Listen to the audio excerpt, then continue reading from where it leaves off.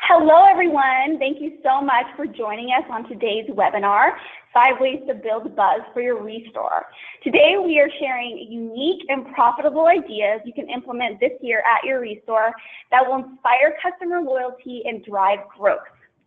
As always, we'll be sending a recording of this webinar and the webinar slides to all of you after this presentation. We also want to encourage you to submit your questions throughout the presentation in the questions box on your control panel.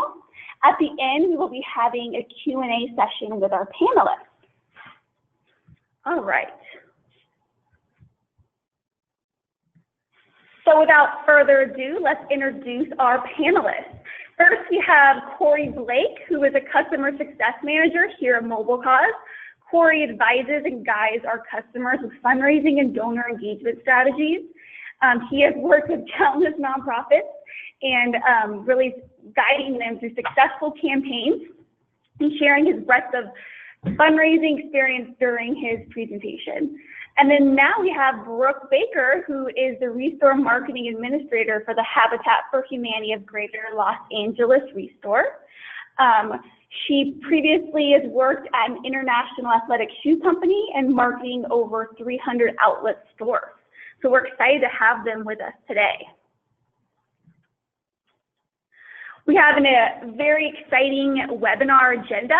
Corey will be covering the 5 ways to build buzz for your ReStore, and then we will have Brooke share the actual case study of how Greater Los Angeles Habitat for Humanity created their own VIP club.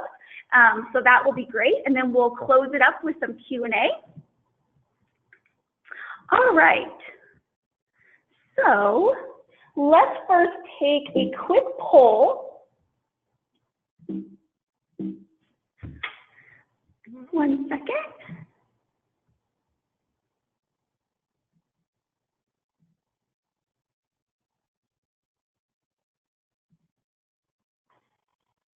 All right.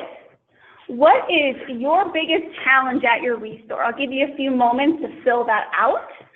We have overall awareness about your store, interest in your sales or promotions, receiving enough donations, or recruiting volunteers. All right, so we're collecting those responses right now. We'll give another couple seconds.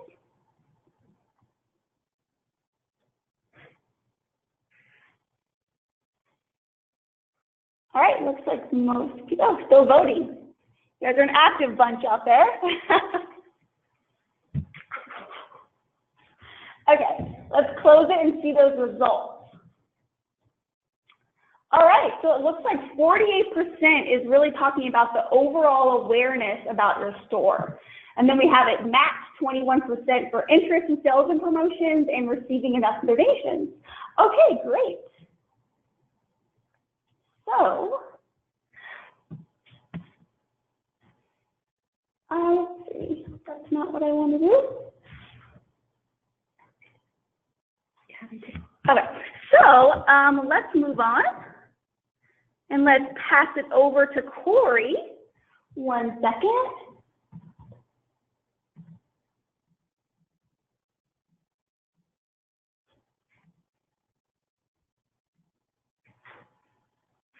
Hey, Corey, how are you doing out there? Yeah, good. How are you? Good. So you want to go ahead and get started? Yes, perfect. So great. It's interesting to see that poll. So that's really helpful for me too.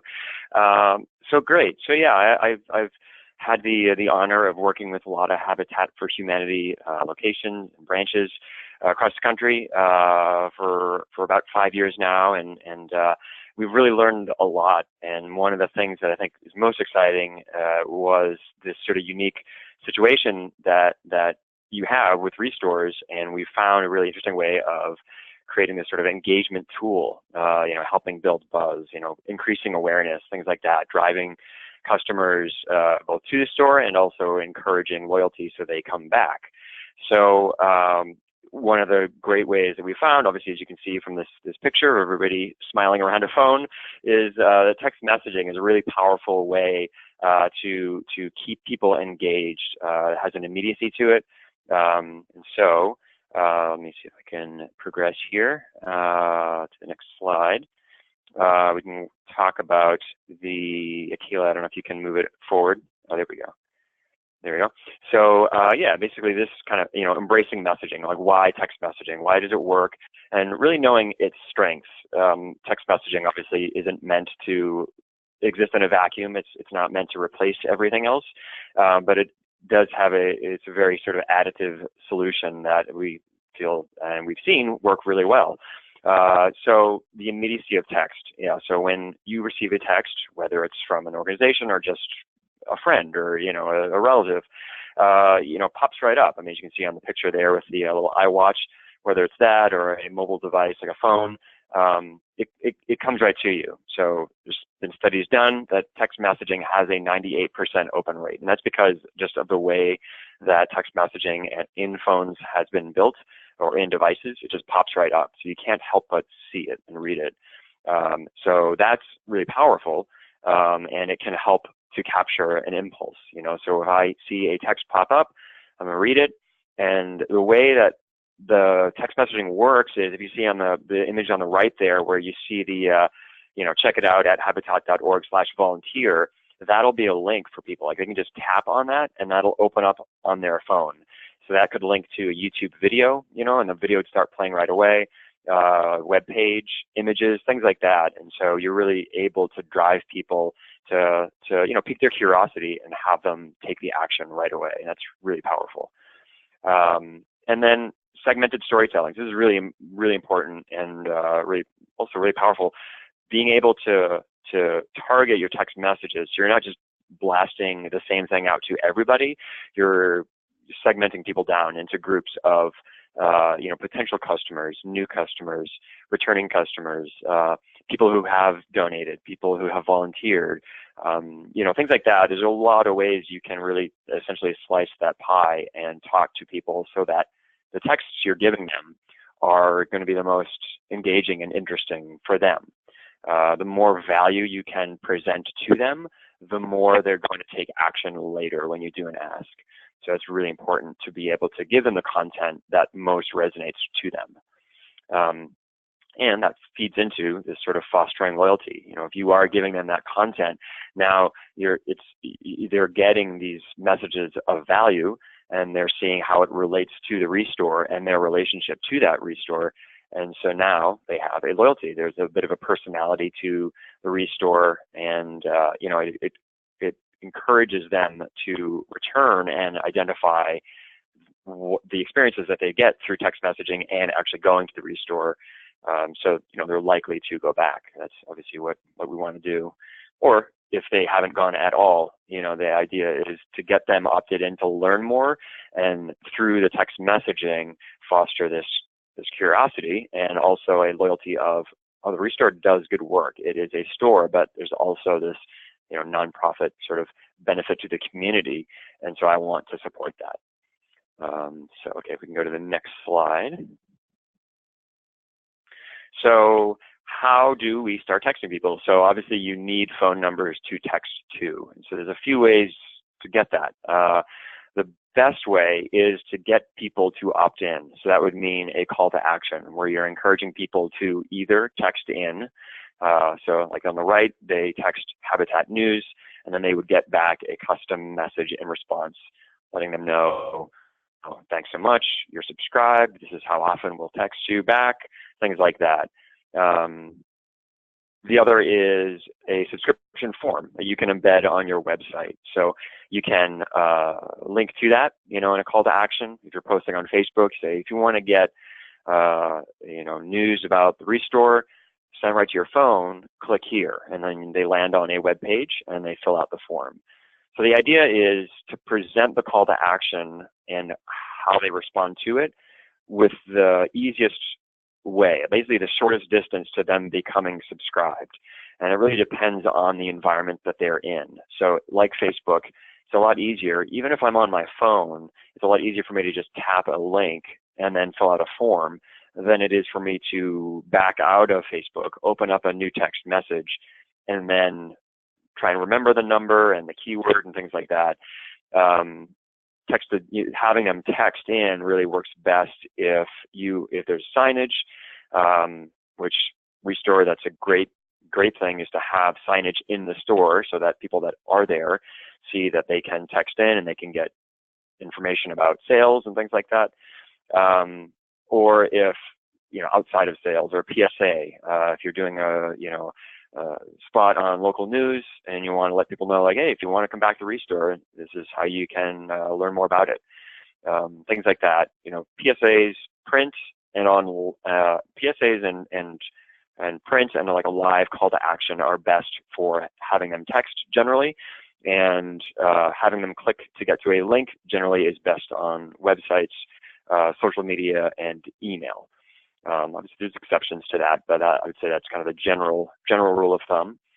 So the opt-in methods there, and then the sort of third way is to upload phone numbers. So if you have a list of phone numbers in your database, you can upload them, and you can generate specific lists, and then obviously just text them. So as a nonprofit, you have a little bit more leeway than if you were, say, Walmart or something.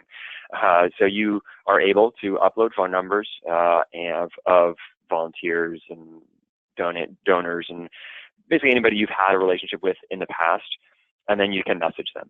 So they'll get the first text message that you compose to send out to them, and then along with it, they're going to get a subscription text message, and that is the carrier required language that they need to see to make sure they understand they are now opted in.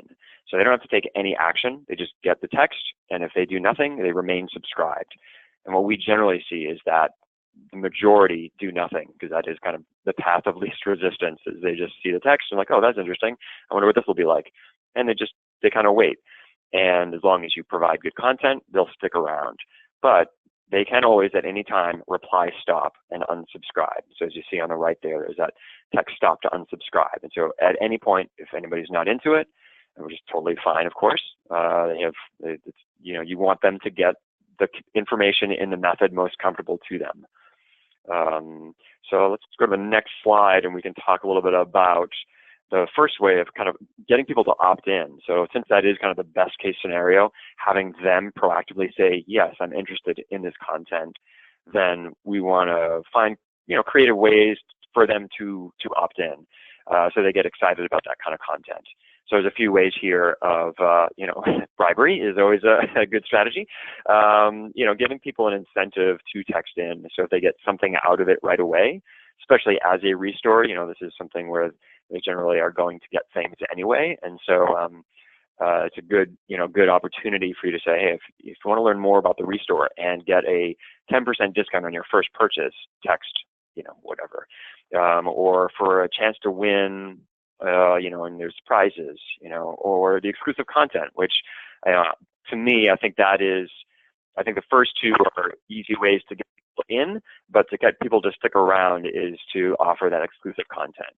So if you're telling them, if you want to hear stories about how the ReStore is affecting our community for the better, text whatever. If you're interested in learning how donating material to ReStores, what comes of that, text, that sort of stuff.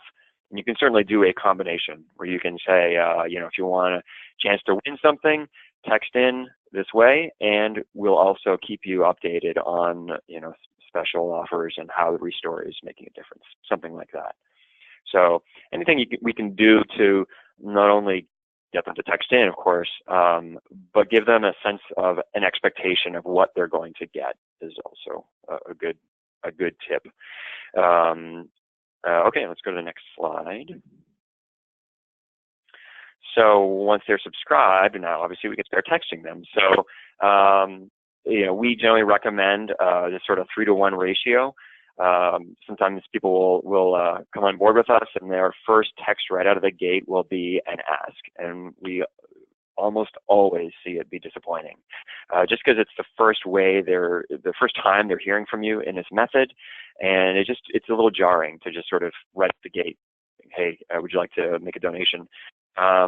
And so it's better if you can work up to it. And so this sort of 3-to-1 ratio, I would say at least, if you can do more than 3 before they ask, even better. But generally, yes, you want to sort of cultivate them, remind them who you are, thank them for any past involvement, do some storytelling, introduce the sort of need, so perhaps there's, we have a shortage of, doors at the ReStore, and so you can help us out. And, if we can get so many X number of doors by the end of the month, then we'll be able to help out this family, something like that.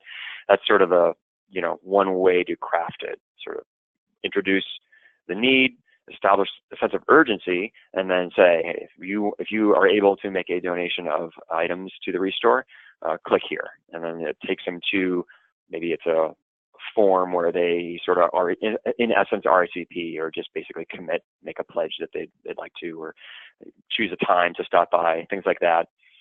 So that's, yeah. And then once you do that sort of, basically you'd want to do that year round. So let's go to the next slide, and we can kind of look at year round texting here, year-round engagement. And so, so that's sort of the microcosm of that 3-to-1 ratio. And then basically you'd want to repeat that throughout the year. So it's not, they don't just sort of get 4 texts from you and then it's over. They hear from you on a consistent basis.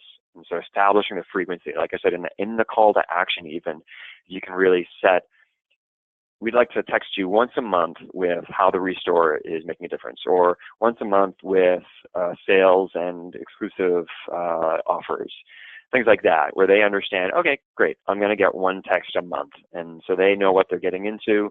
They don't have to worry about, is this every day, every hour, generally, as a best practice, I would say roughly once a month is a good frequency to start.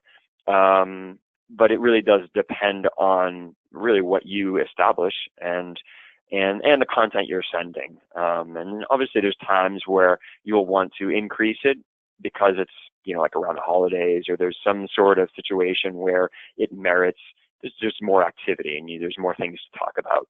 But then as long as you return back to your general frequency, then it's comfortable for people. People get it, like, okay, it's busy now, but it'll go back to normal. And of course, the texting is not, it doesn't, like I said in the beginning, it doesn't exist in a vacuum. There's other methods of communication that they may or may not be getting. Ideally, everybody's some way subscribed to you in at least 2 ways. That's best case. Obviously, Facebook and their weird algorithms, you can never be sure if people are seeing your statuses and your posts and things like that. Email open rate, it's not the greatest.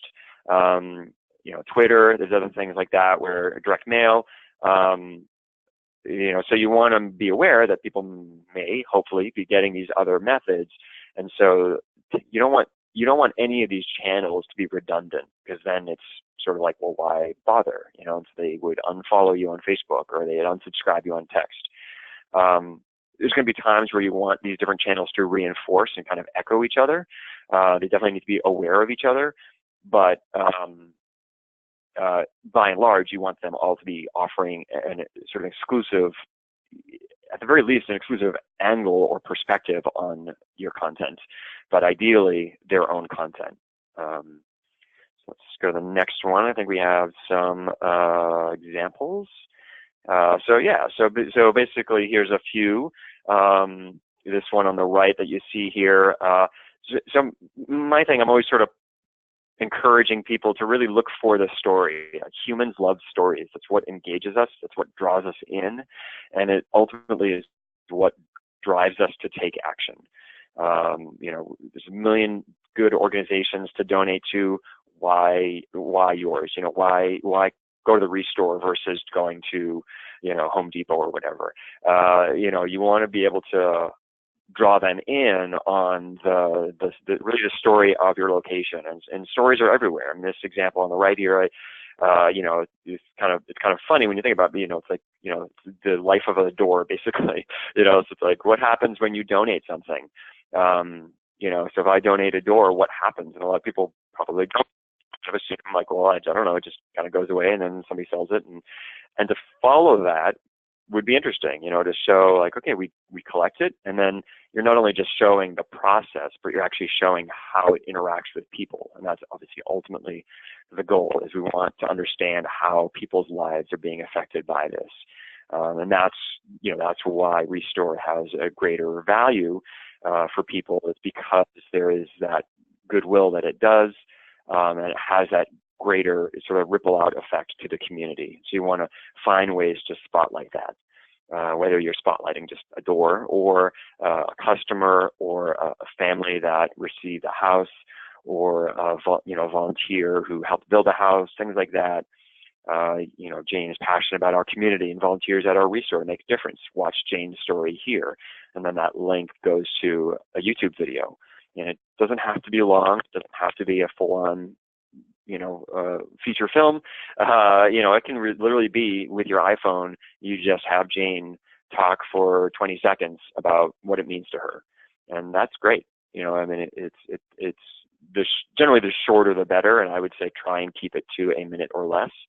But obviously you want to get the sort of the heart of it across. It needs to have some emotional substance, but it doesn't need to be particularly long or of a high production value. As long as we can hear her and see her, and sort of feel the emotion of it, then that's effective.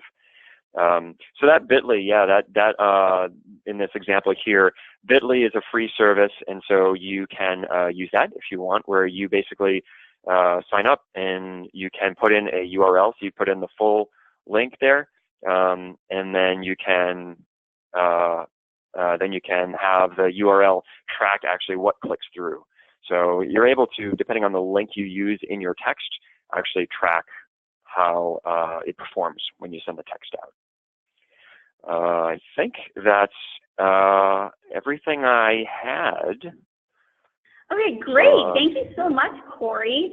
That was really awesome. I loved all those ideas and the messaging examples in particular. So next up, we have Brooke. And Brooke is going to share with us a success story of their VIP program. Brooke, how are you doing? I'm great, thank you. Thank you for having me. Absolutely. So I'm from Habitat for Humanity of Greater Los Angeles, and I started with this Habitat LA about 10 months ago. And when I came on, I realized that they had mobile cause, and I wasn't too familiar with it, but I was familiar with text messaging and how it worked, and other companies that I had personally signed up to. So I started using it very seriously back in August. So I will go to our next slide. So we developed a program. We called it Deals, text deals to 51555. And basically we were promoting this in our stores, on our social media, through our e-blast. And what people do is, if they're in the store, we say, hey, do you want to hear about coupons or sales or our current promotions going on? And the answer is always yes. And we said, well, go ahead and text deals to 51555. And as Corey said, once they text deals to 51555, they get an automatic message saying, hey, thanks for signing up. And our automatic message response included a 15% discount right then and there. So as soon as they texted us, they got a 15% discount. So on August 5th in 2017, we had 505 subscribers that had signed up. And now we have 1,542. I just checked that yesterday. So that's about 1,000 subscribers in 7 months. So it was really good promoting the deals, the VIP program at the cashier. We have a sign up there that offers discounts, if you text deals to 51555. And then we also promote it in our email. So we use Constant Contact for email. And in there, we'll say again, do you want to sign up for deals or coupons? Go ahead and text message. And, in Constant Contact, you can see the analytics on the back end on who clicked on the link or, how many people were interested in that portion of your email. We also promote it on social media. So on Instagram and Facebook, we'll just have a little image that says, sign up for our deals. Okay, we'll go to the next slide. So these are a few of the examples that we've used. We tried out a bunch of different text messages just to see, the responses that we get. The first one, or one of the first ones, was a DIY workshop. So this is the do-it-yourself workshop that we have in our stores every quarter. We just try to get people involved and give them something to come out and do most of the time on a Saturday. So this one says DIY workshop tomorrow from 11 to 1. at the Torrance ReStore plus 20% off your entire purchase. So we use this. People would come into the workshop, and then after the workshop, they could go to the cashier and show it for 25 or 20% off their purchase. And you'll see the bit.ly link that Corey mentioned right after that. I realized that in the beginning, I wasn't mentioning, our locations that we have, because as Habitat affiliates, you guys know that we have ReStores all across the country. So what we did is we started bit.ly linking our locations. So if you clicked on that bit.ly link, it would open up to our Habitat LA webpage, and you could see our Torrance and ReStore locations and get directions.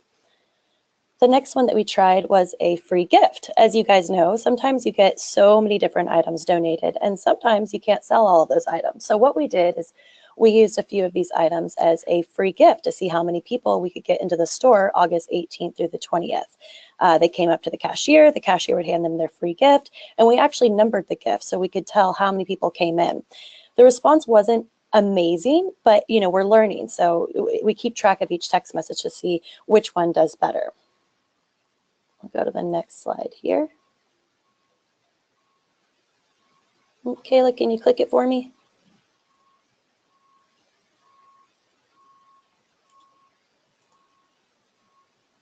Thank you.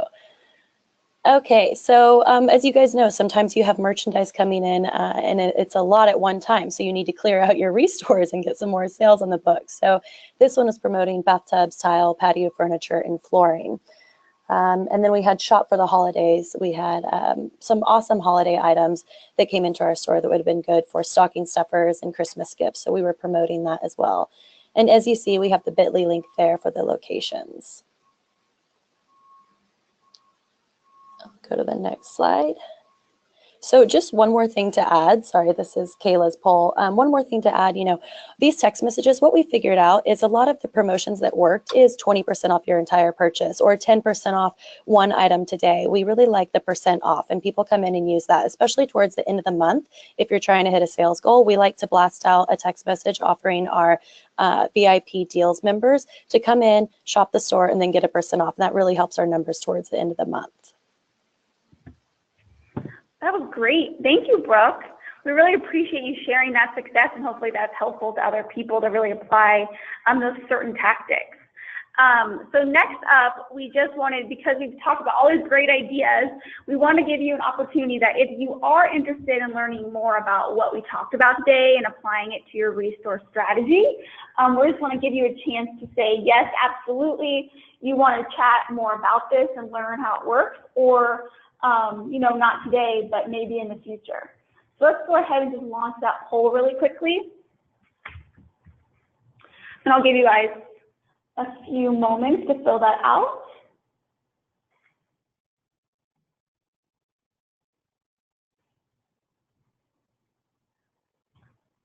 Okay, great.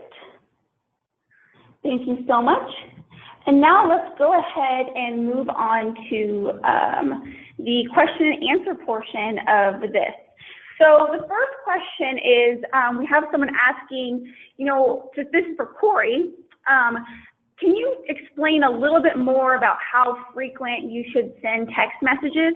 Is there like a plan that you could follow that had a specific way of doing it? Is it how many a day, how many a week? Is it something like that you could share with us?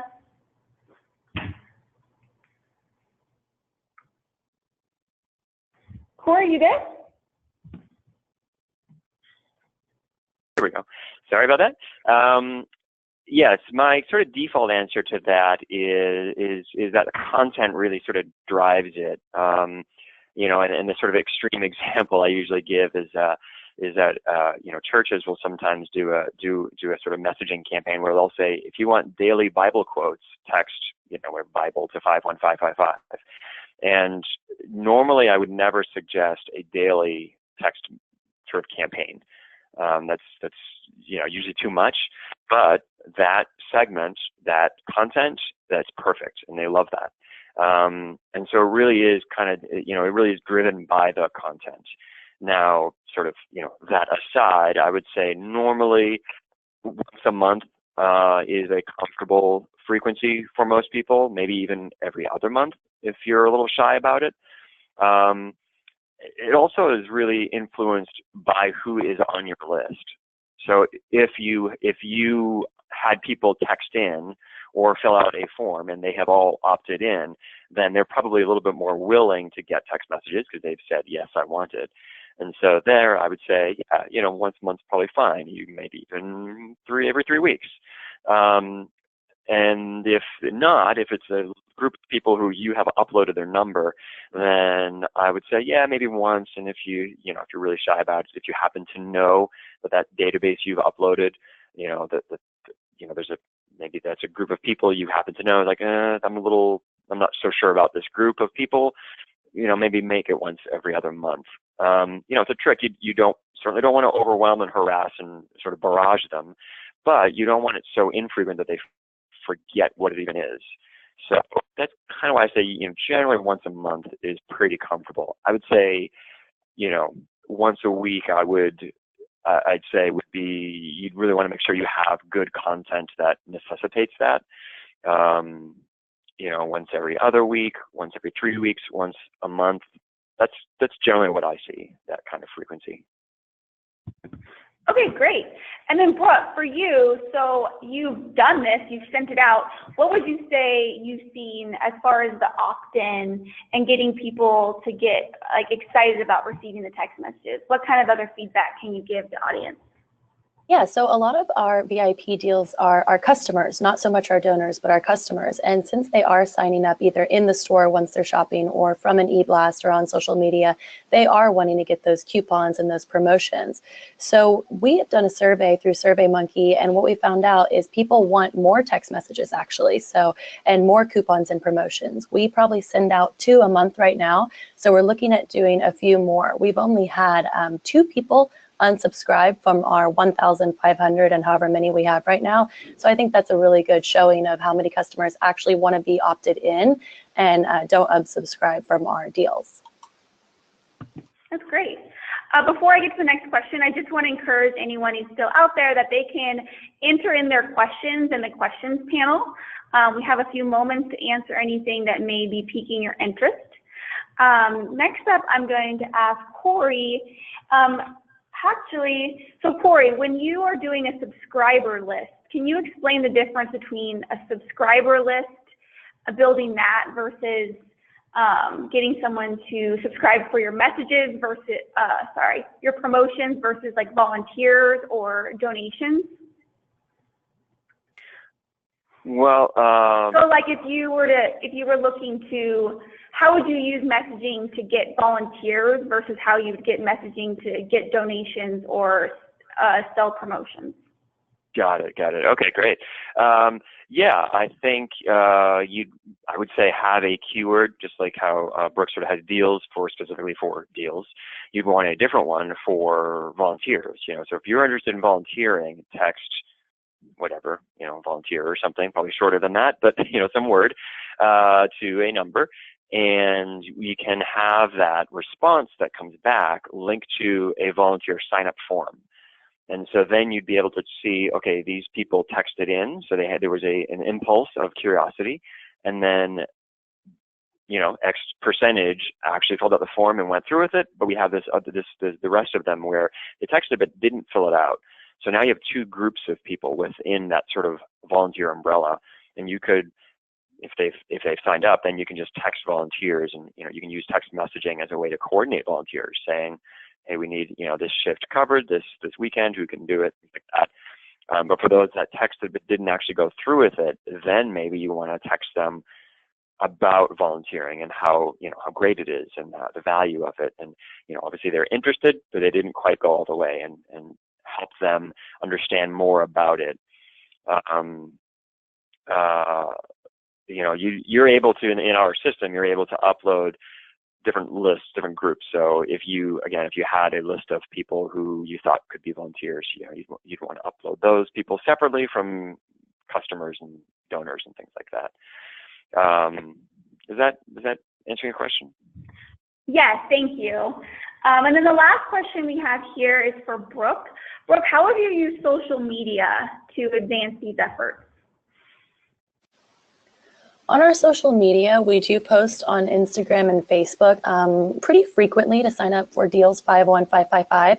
It's unfortunate because you can't, since you are texting the number, it's not like a link that you can click on Facebook and you can't text from your computer. So I did think at first that would be challenging, but from the response that we get, it works. People pick up their phone, they see it, they pop over to text messages, they text deals, and I mean, it's one of the easiest way to market the ReStore that I've found so far. I'm kind of obsessed with it. I want to bombard people with text messages. I know that's probably not the right thing to do, but it's just such a fun and easy way to get people walking through our doors. Oh, that's great. Actually, we have one more question and then we'll wrap it up. We have someone asking, how do you redeem the text coupon so that they don't reuse it, the same one again? That's a great question, and I'll speak to that because we do not have a way to keep track of that. So we do have the few customers that come in and try to use it time and time again. Normally our cashiers do know who these people are, but there's no way for us to track that. So that's a great question, and I would love if there was a way for us on our back end to maybe be able to track that. But we're old school. We don't have technological POS system or anything. So right now we can't really track it, but in the long run, I think it's better to just get people in the door, regardless if they're trying to use the discount 2 or 3 times, because it's getting more people in the door than just that one person trying to use it over and over. Yeah, absolutely. All right. Well, thank you so much to both Brooke and Corey for their insight today. We do just want to say that if you are interested in learning more, we did get those responses from you, but also you can also reach us at 888-661-8804. You can also reach us at habitat@mobilecause.com or go to the link that's listed on the screen below. We're happy to talk to you about how you can apply this strategy, not just for your ReStore, but for your chapter in any way. There's a lot of options for you to really advance your fundraising this year. So with that, that's pretty much it. We want to thank the presenters. We want to thank you for attending. We will be sending out this recording and the PowerPoint slides after this, and we hope you have a great day. Thank you so much.